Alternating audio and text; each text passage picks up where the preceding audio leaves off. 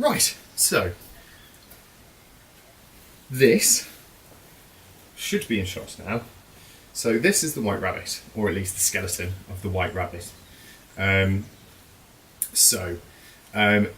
Obviously it's completely blue, so it still needs to have its skin attached, so this lovely white fur that we've got.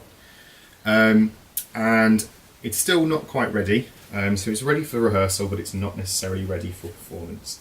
So the things that still need to be adjusted are things like the articulated joints. So I'm going to show you the rabbit's bottom.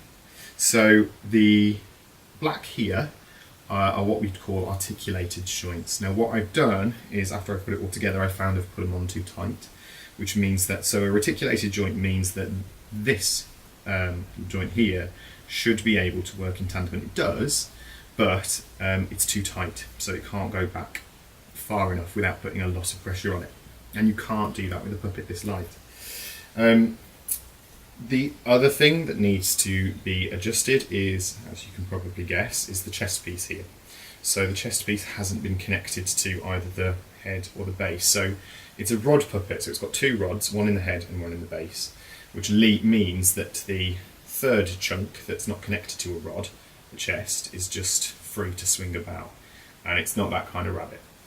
So at some point I will need to attach the chest in the same way that I've attached the spine. So the spine is the most important part of a puppet, to be honest. Apart from the head, which is obviously the main thing that we focus on, the spine in terms of making the puppet is the most important thing, because it's what bears the weight of the puppet.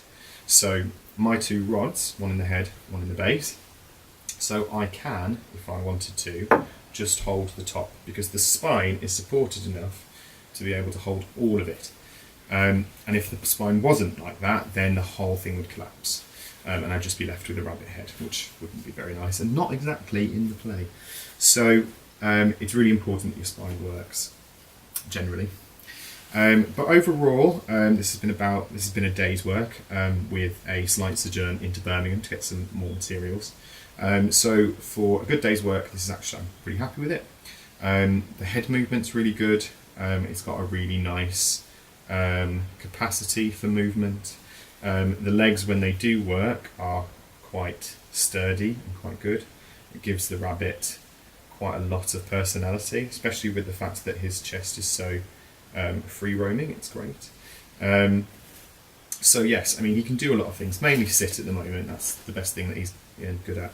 The other thing I need to change is that the legs are too big.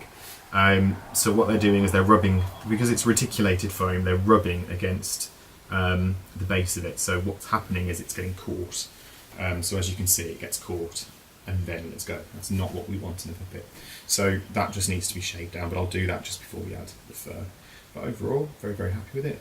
I've attached the ears already. I'm going to probably take them off and reattach them because they're much easier to put fur on, but it's just to show you what the base puppet will look like.